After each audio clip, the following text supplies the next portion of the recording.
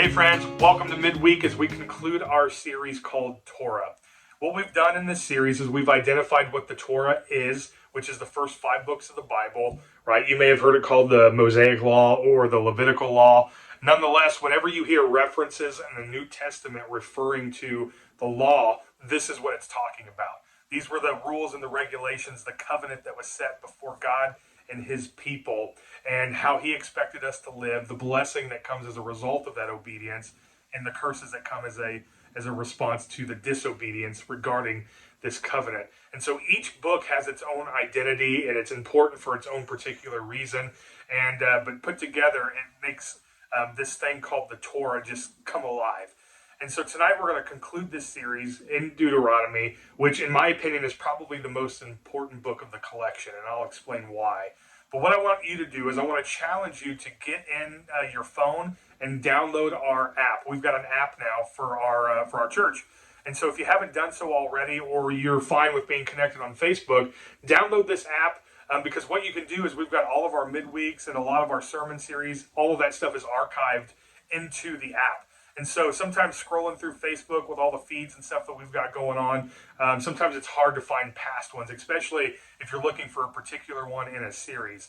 And so I challenge you to download that, because maybe this is your first midweek and you're already at the end of it and you want to go back and check out the other 4 books that you haven't heard yet. And so it just makes it much easier when you do that in the app because it's all right there. So yeah, whatever you get your devices, whatever stores you get, whether it's the Play Store, Google Store, Apple Store, whatever it is, our app is on there and it's available. So go ahead and download that. It helps us stay connected to you as well. And yeah, it's pretty cool what we've got going on. So I challenge you to do that. But as we go, we're in Deuteronomy. So to kind of set the mood and the tone for why this book is so important is to go back a little bit. Remember in Numbers last week, we talked about this is the second generation of Israelites that are getting ready to enter into the promised land. And that says something because they don't know the backstory. Yeah, they may have been told it from the generation before them, but they didn't get to experience it and really live it out. It's kind of like telling stories to your children. They may agree, they may enjoy it, they may listen intently, but they didn't really get to experience that. And there is a difference, isn't it? And maybe you're the type that sat with your grandpa. Maybe he fought in one of the wars and you listened to his stories. Or maybe there is stories of life and love in his life. And so as you sit there and listen to those stories, you have a deep connection with him, but you didn't get to experience it. And that's just the difference. And so as they go and hear the stories of the miracles that are taking place, right? As they go to hear all of these things happen and see what God has done in their fathers' lives and their grandfathers' lives, they didn't get to really experience much of that on their own. And so as the Israelites were enslaved in Egypt, they have no recollection of any of that, just what they've been told. As they heard stories of God parting the Red Sea, they didn't get to hear that. As they have heard a lot of the stories of being lost in the wilderness, they didn't get to see some of the miracles that God has performed in walking with Israel. They just get to hear this stuff through the people who have experienced it. And although it doesn't lose its touch on being valid, it still isn't something they've experienced. And so they may be having a hard time understanding exactly what this covenant is and what it entails. And so what happens here is we see Moses just give several speeches throughout the book of Deuteronomy, right? There's a lot that's going on. And so in here we have what's called a decalogue. And what's in this decalogue is each one of the 10 commandments that we read about in Exodus chapter 20 is listed in full detail of what is expected and what this covenant looks like.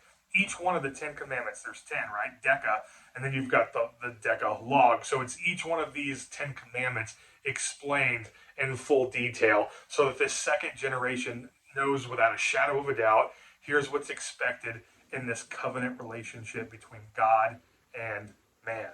And so as Moses is filling this out and is giving this to all this second generation, it's important because they're getting ready to enter into the promised land.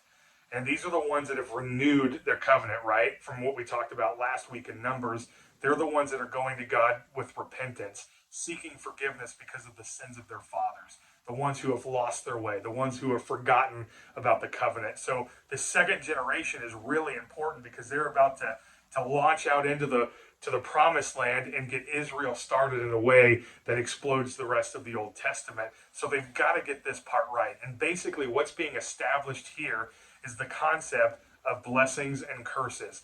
And God is giving them strict command. This is how you live in the promised land. This is what it looks like to be pleasing in my eye. And if you do this well, there will be blessing. But if you don't, there will be curses. There will be a hard life, and it will be hard to come back from.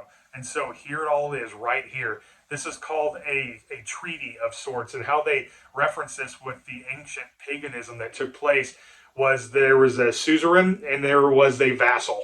And that's the names of the people involved in any sort of treaty. And so in the ancient world around them, that's how they relate to this covenant. The suzerain was the one who set the stipulations. That would be God in this picture. And then the vassal is the people. The ones, they are the subordinates of those who are the suzerains. And so in this case, when the ancient world would see this language being taken place, they get what this contract looks like. And it's awesome. It's pretty much ironclad. And so God gives this over to the Israelites as they get ready to enter the promised land. But the issue is if you've read any part of the Old Testament or the Torah and you know anything about Moses' story, he doesn't get to go. And this is kind of a tough transition because Moses loves his people. I mean, we get introduced to him all the way back at the beginning of Exodus. So most of this Torah is about Moses' life and his narrative and how God uses him to free the Israelites. But because of his sin, he doesn't get to go. And so now not only do we see this Torah being fully established and developed in Joshua and how he plays this out, we also see the handing of the torch, if you will, the baton that's now being passed to a guy named Joshua. And in some places, you'll even see Joshua connected to the Torah. And so they would connect it to it, saying that that is also part of this. And so we don't in the Christian church. Joshua kind of stands alone.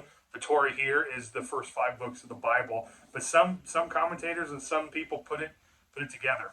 Anyway, so what we see is Moses handing over the torch, handing over the baton to this guy named Joshua, and as they enter the promised land, we see the Battle of Canaan take over, where all of these false religions and all of these false gods are now being turned away. The people are being destroyed, and the promised land becomes the promised land. Israel is now scattered around. They're collecting their land, and that's what you see as the Old Testament starts to develop further. But they don't get there unless they know exactly what's expected, which is what Deuteronomy is so important for. So I would say, in my opinion, again, if you were to read one book of the Torah to kind of understand the overarching picture of how it all takes place and what's expected, Deuteronomy is that book to read. And so what I want to challenge you with is, although now we live in a new covenant, there are still stipulations that have to take place, right? And basically those things are to love God, love people. And if you do those well, if you love God well, you're going to be obedient to his word. And so we may not have a list of commandments like it was in the old covenant, that you shouldn't do this and you shall do this, you can do this, you can't do that. But the old covenant, according to Jesus and according to some of the disciples, is put in place there so that we can realize just how corrupt we actually are as people. And I'm grateful that we live in this new promise, this new covenant where it's all about Jesus, right? It's always about Jesus. And if we have him as the forefront of our life, if we keep our eyes focused on him, everything else will fall into place. And so if you want to know really the heart of the Torah, read the book of Deuteronomy, and it summarizes it in a way that just makes sense and sets the tone for the rest of the Old Testament. And so, yeah, that is basically the Torah. I hope that you learned a thing or two as we walk through that. We're going to start a new series next week, and we look forward to seeing you there. Have a great week, everyone.